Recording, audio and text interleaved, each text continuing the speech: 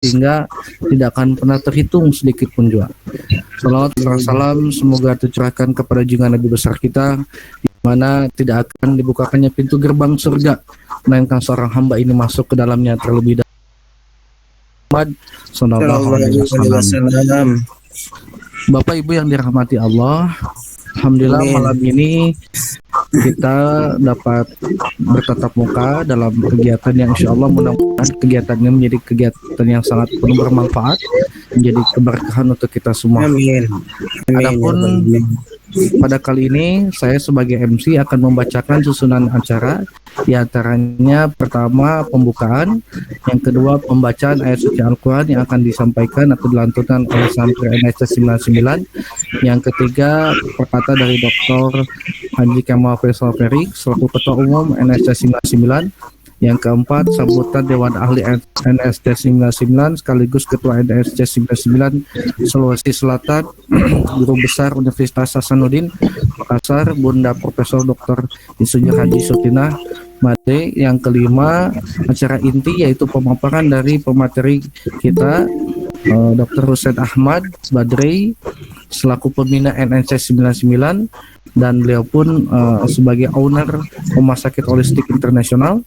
Lalu yang selanjutnya, acara selanjutnya yaitu ada pemateri yang kedua yaitu Ustadz Bahdriuddin selaku praktisi probiotik tentang teknologi probiotik ikhtiar sehat hulu ke hilir. Dan yang terakhir selanjutnya Ustadz Haji Ruli Bahlul Khair, beliau ketua 1 NSC 99 dan santri tahfidz NSC 99 dengan terapi Quran dan doanya. Yang keenam tanya jawab, dan yang ketujuh untuk mengawali kegiatan kali ini, mari kita sama-sama membuka dengan membaca istiadzah dan basmalah bersama-sama. A'udzubillahi minasyaitonirrajim. Bismillahirrahmanirrahim. Untuk selanjutnya adalah pembacaan ayat suci Al-Quran yang akan dilantunkan oleh saudari Lina. Kepada beliau kami persilakan. Halo. Assalamualaikum warahmatullahi wabarakatuh. Waalaikumsalam warahmatullahi wabarakatuh. A'udzu billahi minasy syaithanir rajim. Bismillahirrahmanirrahim.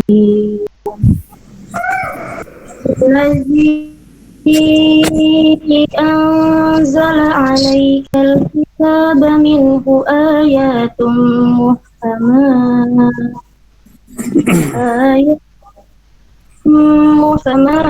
هن أم الكتاب وأخرى متشابهات فأما الذين في قلوبهم زيغ فيتبعون ما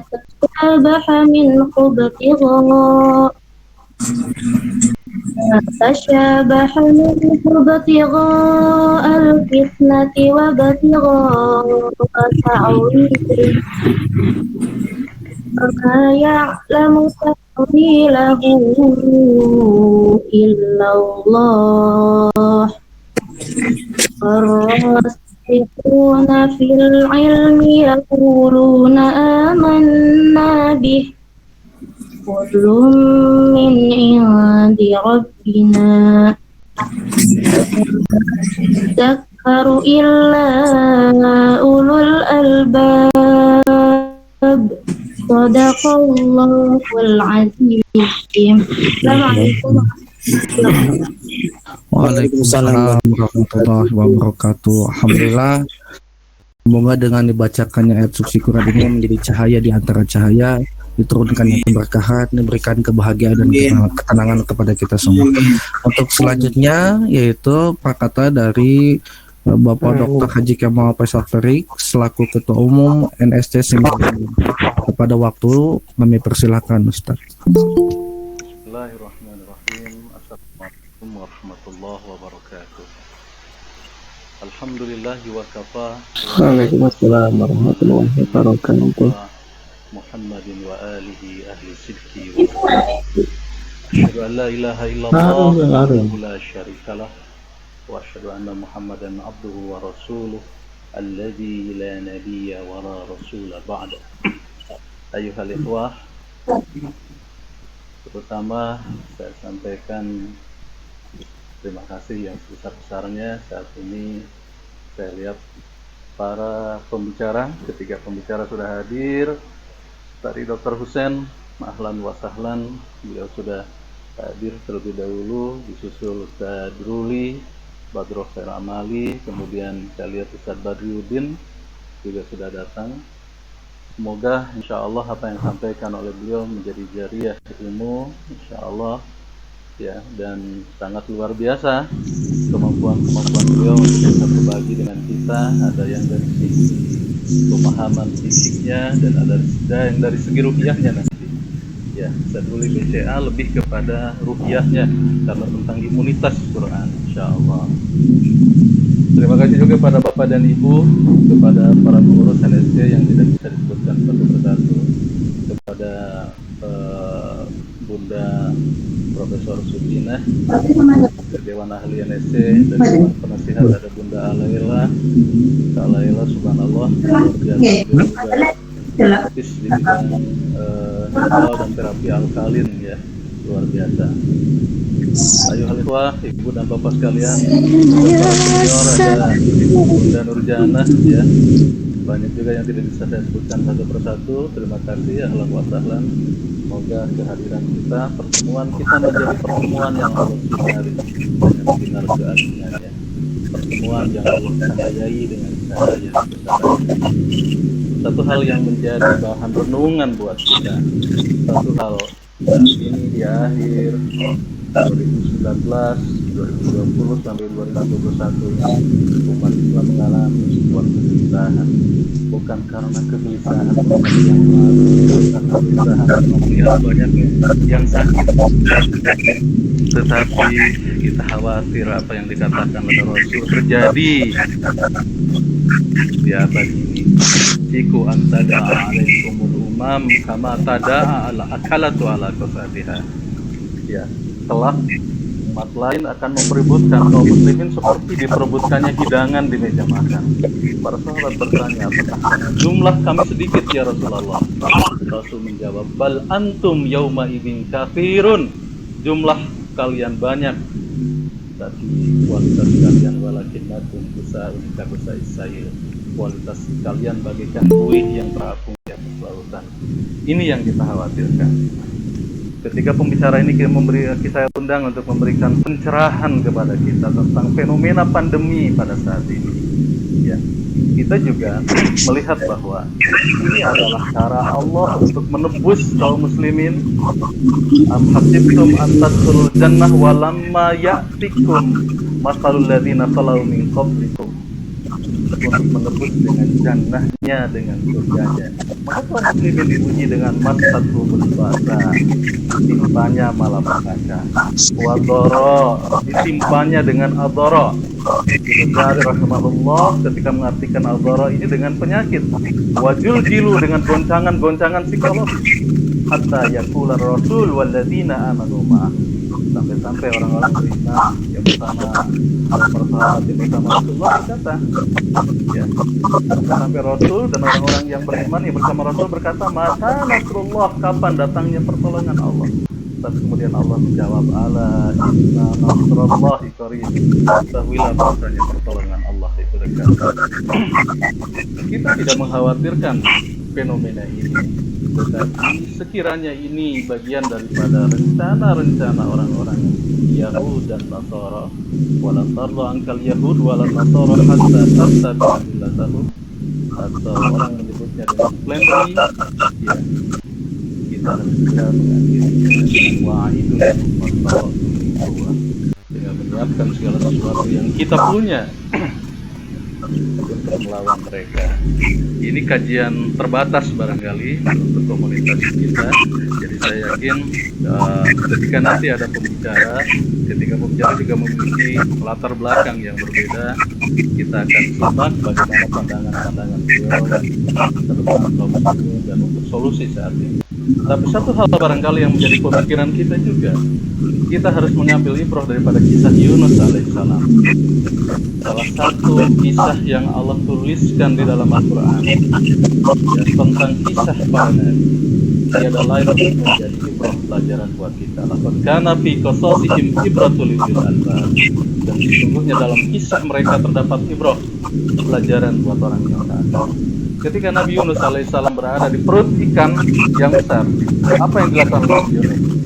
Nabi Yunus tidak kemudian ngorek-ngorek perut ikan atau mulut ikan supaya bisa keluar, tapi yang dilakukan oleh Nabi Yunus adalah introspeksi ke dalam dengan menyampaikan sebuah doa, La ilaha illa anta subhanaka inni kuntu minadh dhalimin. Tidak ada Tuhan selain Engkau ya Allah, Maha suci Engkau, ini kuntu minadh dhalimin, aku termasuk orang yang zalim. Maka sudah saatnya kita untuk introspeksi ke dalam apa dan ada apa dengan yang sudah kita lakukan. Wallahu a'lam bishawab. Assalamualaikum warahmatullahi wabarakatuh. Wabarakatuh. Terima kasih kepada Bapak Ustadz Kemal Faisal Peri telah menyampaikan sedikit perkataannya. Selanjutnya sambutan yang akan disampaikan oleh Dewan Ahli NSC 99 sekaligus Ketua NSC 99 Sulawesi Selatan dan Guru Besar Universitas Hasanuddin Makassar, Bunda Profesor Dr. Insinyur Haji Suti. Pada waktunya kami persilakan Bunda. Terima kasih. Bismillahirrahmanirrahim. Assalamualaikum warahmatullahi wabarakatuh. Alhamdulillahirabbil alamin. Wassalatu wassalamu ala asrafil anbiya'i wal mursalin sayyidina Muhammadin wa ala alihi wa sahbihi ajma'in. Bapak Ibu yang saya hormati, marilah kita bersyukur pada malam hari ini kita dapat berkumpul ya, bersama di ruang virtual ini ya, walaupun secara virtual. Saya yakin Bapak Ibu yang hadir pada saat ini, mudah-mudahan kita dalam keadaan sehat semua ya. Mudah-mudahan Allah Subhanahu tetap melindungi kita semua ya di masa pandemi ini. Jadi luar biasa ini yang digagas pertemuan ini oleh Ustaz Kemal ya. Mudah-mudahan pertemuan ini membawa berkah. Pertama-tama saya ucapkan terima kasih atas kehadiran narasumber. Ada Dr. Hussein Ahmad Bajri, PhD. Ada Ustaz Badri Udin. Ada Ustaz Haji Ruli, yang ini sudah bersedia membagi ilmunya kepada kita semua ya, bagaimana hidup sehat di masa pandemi. Mudah-mudahan ilmu yang dibagi itu sangat bermanfaat untuk kebutuhan kita sekarang ini. Nah, saya juga ucapkan terima kasih nih kepada hadir ya secara antusias. Gimana kabarnya Bapak Ibu? Alhamdulillah Sehat semua? Alhamdulillah sehat Ibu, Bapak. Alhamdulillah ya. Alhamdulillah.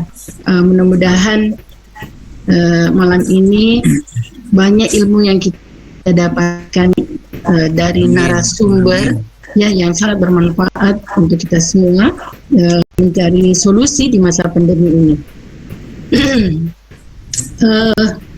Saya juga bersyukur ya atas gagasan NSC, ini Anal Spirit Community, ini terhadap kepedulian ya, kondisi Indonesia di masa pandemi ini. Kita lihat sekarang banyak sekali saudara-saudara kita ya, ulama-ulama kita mendahului kita ini akibat COVID. Sekarang puncak-puncaknya ini di masa pandemi ini ya, COVID ini sangat memuncaknya, terutama di Jakarta. Tapi di Makassar, yang saya sekarang di Makassar juga termasuk sudah zona merah Ustaz ya. Jadi kita semua diminta berhati-hati, tetapi mari kita mengikuti ilmu yang dibagi oleh para narasumber mudah-mudahan menjadi bermanfaat buat kita semua, ya, atau menjadi treatment buat kita untuk bagaimana mencari solusi yang sehat, yang tepat dan aman bagi kita semua, ya.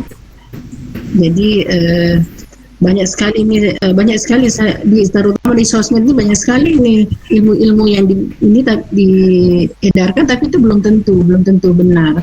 Mari kita ikuti oleh ilmu yang diberikan oleh para ahli, ya. Mudah-mudahan ilmu yang diberikan pada malam ini bisa bermanfaat dan berkah bagi kita semua. Bapak Ibu, juga kita berharap, ya, mohon doanya untuk NSC 99 ini, ya, agar diberi kemudahan dan keberkahan dalam menjalankan misinya ini, terutama di bidang dakwah, ya, dakwah sosial dan entrepreneur.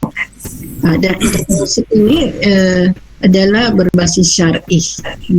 Jadi mari kita kerjasama, ya, saling bergandengan tangan, ya, mengusung program-program yang ada ya, di NSC 99 ini. Mudah-mudahan bermanfaat dan mudah-mudahan diberikan keberkahan oleh Allah Subhanahu wa taala. Saya kira cukup sekian, wabillahi taufik wa hidayah. Wassalamualaikum warahmatullahi wabarakatuh. Waalaikumsalam warahmatullahi wabarakatuh. Terima kasih kepada Bunda atas pemaparannya. Semoga Bunda dan keluarga sehat dan semoga kita juga dalam keadaan sehat walafiat. Amin.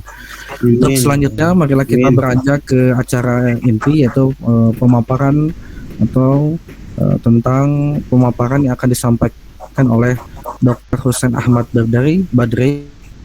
Kepada beliau untuk waktunya kami persilahkan.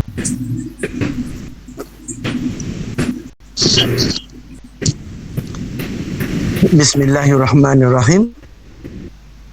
Assalamualaikum warahmatullahi wabarakatuh. Waalaikumsalam warahmatullahi wabarakatuh. Alhamdulillahilladzi khalaqani wa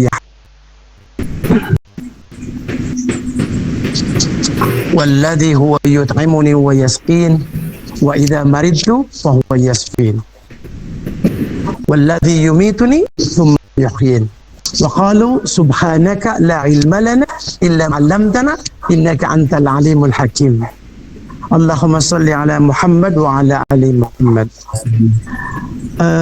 Bapak, Ibu, keluarga NSC dimanapun berada, semoga pada malam ini diberikan karunia sehat dan lebih sehat oleh Allah Subhanahu wa taala. Dan pada malam ini semoga kita bisa mendapatkan lebih banyak ilmu yang kita bisa kupas. Tak lupa saya ucapkan terima kasih kepada Ustadz Kemal yang sudah menggagas acara ini. Semoga jadi barokah untuk Ustadz Kemal dan kita semua yang pada malam ini. Dan saya ucapkan terima kasih kepada seluruh narasumber yang bersedia untuk berbagi ilmu pada malam hari ini. Bapak dan Ibu sekalian, kita sudah hampir masuk tahun kedua menghadapi pandemi COVID-19 ini. Disadari atau tidak,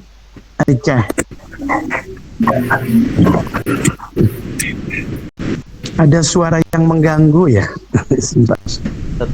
Suara saya cukup jelas? Jelas Bapak. Aika. Jelas.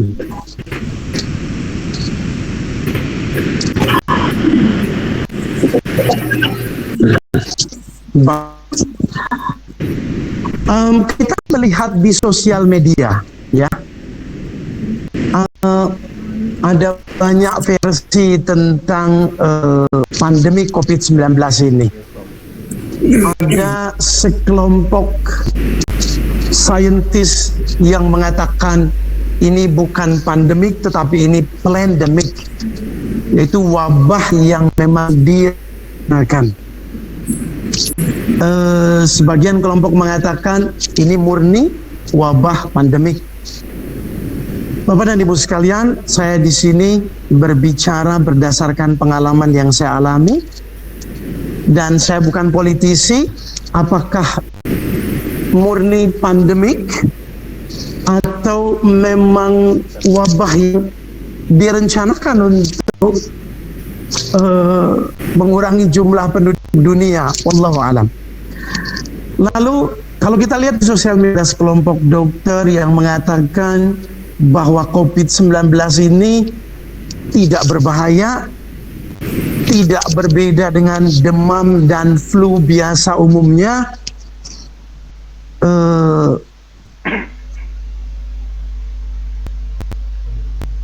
Di sini setiap orang,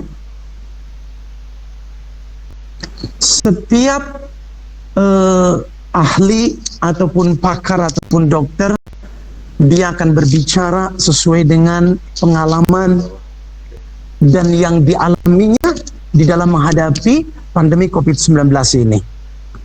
Bapak dan Ibu sekalian, ketika awal Februari 2020 wabah COVID-19 ini merembak, pada waktu itu saya anggap bahwa COVID-19 ini tidak terlalu bahaya, karena ketika itu menjangkit ke tubuh saya merasakan gejala yang saya masih bisa melakukan aktivitas. Gejala yang saya rasakan pada waktu itu cuma kepala seringkali oleng, berat dan tidak nyaman, tetapi saya masih bisa melakukan aktivitas. Lalu saya mengalami gejala demam yang tidak terlalu tinggi dan tidak mengganggu. Dan keluhan itu hilang setelah 2 minggu berlalu. Ketika itu saya rasakan, lalu saya menyimpulkan COVID-19 tidak sehebat dan seheboh dan sebahaya seperti yang diberitakan begitu hebohnya di media massa. Dengan proses waktu, pada waktu itu saya belum terlalu banyak menangani kasus-kasus COVID-19 yang datang ke rumah sakit holistik. Dengan proses waktu semakin hari semakin banyak, lalu saya terjangkit yang kedua, itu cuma 2-3 hari keluhannya dan hilang seperti biasa, dan itu pun tidak terlalu mengganggu dan saya masih bisa melakukan aktivitas. Maka dengan berjalannya waktu, semakin hari kasus yang datang ke rumah sakit holistik semakin banyak. Puncaknya Bapak dan Ibu sekalian, seluruh keluarga besar saya, di mana saya berkeluarga 10 bersaudara. Dari 10 bersaudara, saya memiliki ponakan, anak ponakan, yang jumlahnya tidak kurang dari 100 sampai 200 orang, hampir semua. Saudara saya, ponakan saya, anak ponakan-ponakan saya, mereka terjangkit. Beberapa di antara mereka, ada yang mengalami sampai fase yang membahayakan. Bahkan salah satu kakak saya itu, yang biasanya kalau sakit, dia berusaha untuk melawan dan menganggap penyakit itu biasa. Ketika gejala COVID dia alami, yang pertama dia rasakan adalah demam dan sakit kepala. Lalu dia anggap, ini cuma demam biasa. Karena kebetulan kakak saya yang satu ini, dia biasa mencuekkan ketika ada keluhan pada tubuhnya. Mungkin untuk flu-flu biasa itu aman-aman saja. Tapi apa yang terjadi Bapak dan Ibu sekalian? 1 minggu setelah keluhan itu tidak kunjung reda, malah yang ada adalah sakit kepalanya semakin hebat, demamnya semakin tinggi, puncaknya Bapak dan Ibu sekalian, dia terpaksa dilarikan ke rumah sakit. Ketika gejala awal dia menolak untuk dirawat, dilarikan ke rumah sakit holistik, di mana saya yang punya. Ketika dia datang, waktu itu saya tidak di tempat.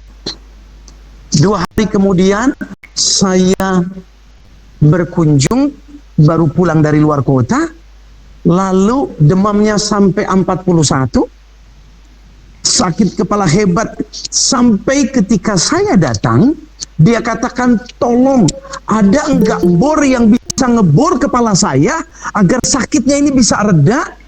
Dan Bapak dan Ibu sekalian, yang luar biasa saya belajar di situ, saking sakitnya itu kepala dengan demam yang tinggi, dia tidur harus berbantalkan es. Lalu dari situ saya belajar lebih banyak. Hingga masuk pada satu waktu saya terjangkit COVID-19 yang ketiga kali. Dan yang ketiga ini benar-benar membuat saya KO, Bapak dan Ibu sekalian. Dan yang mungkin kita perlu sedikit sharing di sini, setiap kali saya terjangkit, selalu saya sudah kelelahan yang berlebih, karena ketika kasus COVID begitu memuncak dan banyak kasus yang sangat parah, dan kebanyakan pasien apalagi yang saya kenal tidak mau dengan dokter lain, ingin saya yang setiap saat menemuinya, yang kadang saya harus lakukan tindakan-tindakan emergensi itu sampai jam 2 pagi.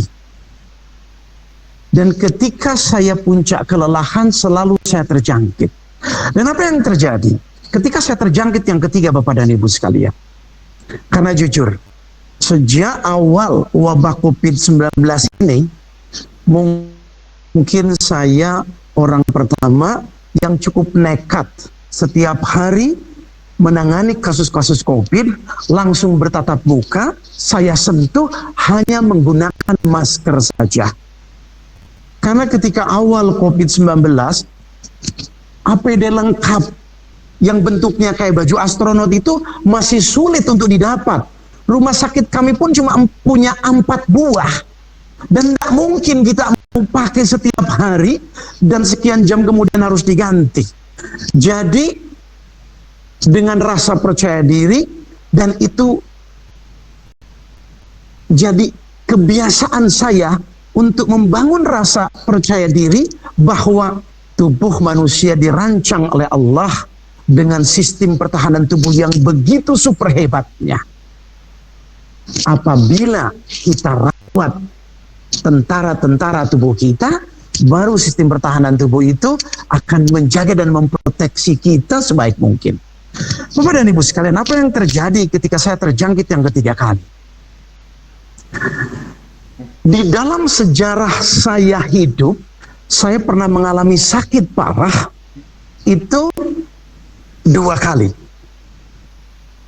Yang kedua adalah ketika saya terjangkit COVID-19 yang ketiga.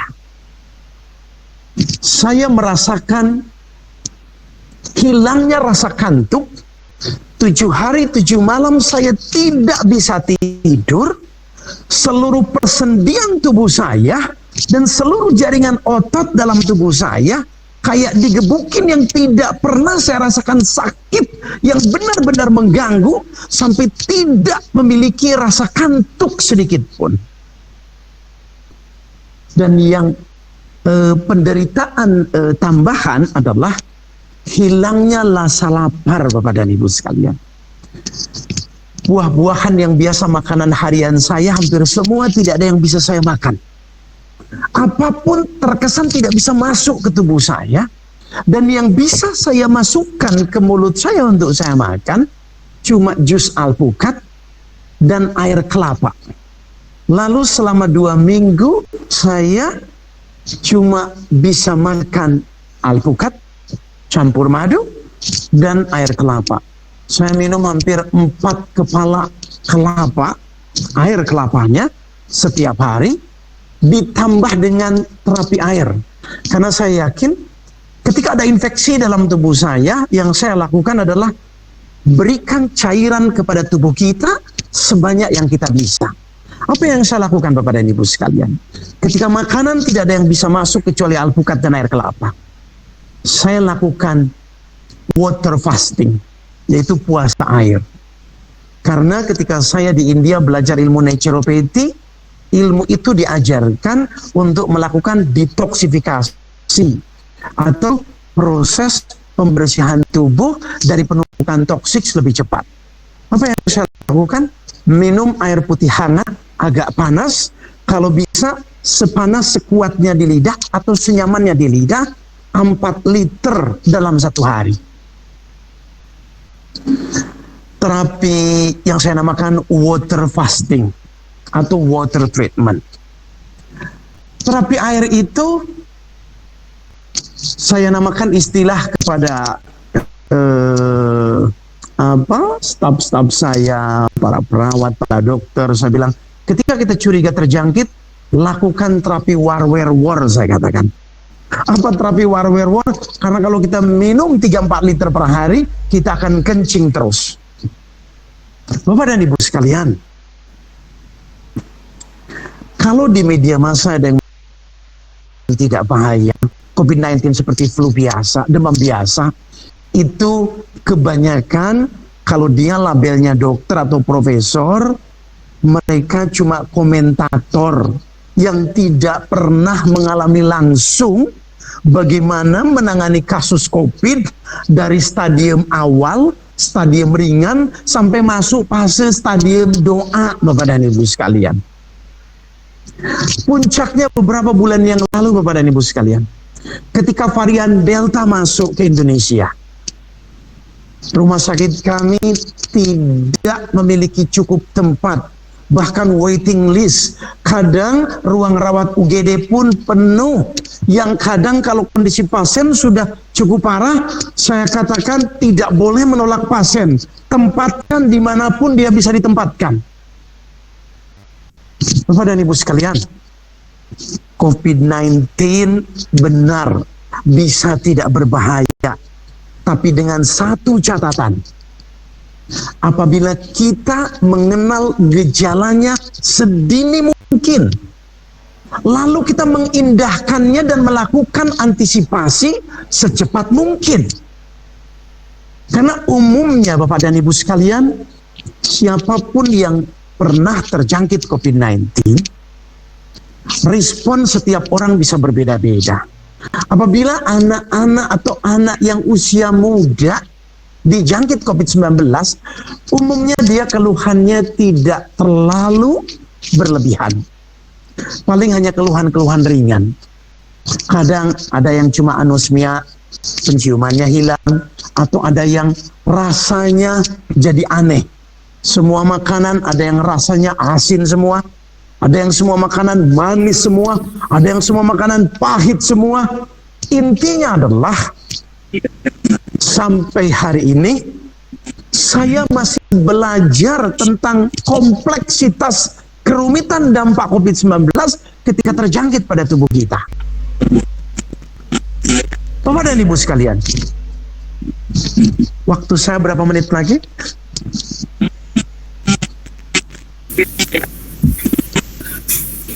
10 menit lagi, Pak. Baik. Bapak dan Ibu sekalian, saya kadang cukup sedih melihat hampir 400 ulama-ulama dan tidak sedikit ulama besar, okay, yang meninggalkan kita karena alasan penyakit COVID-19.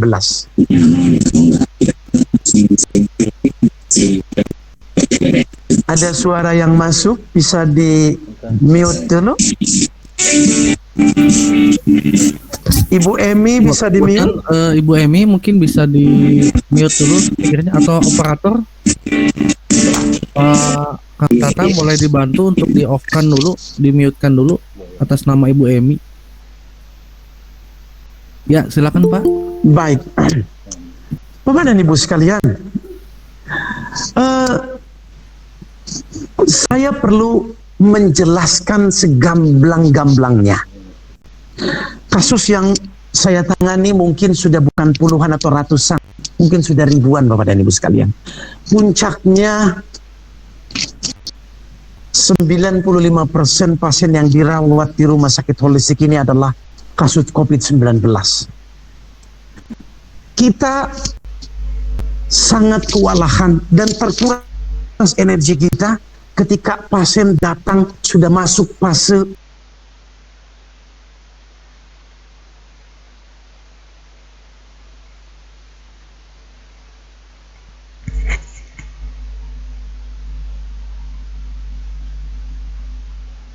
Kedilungit deh.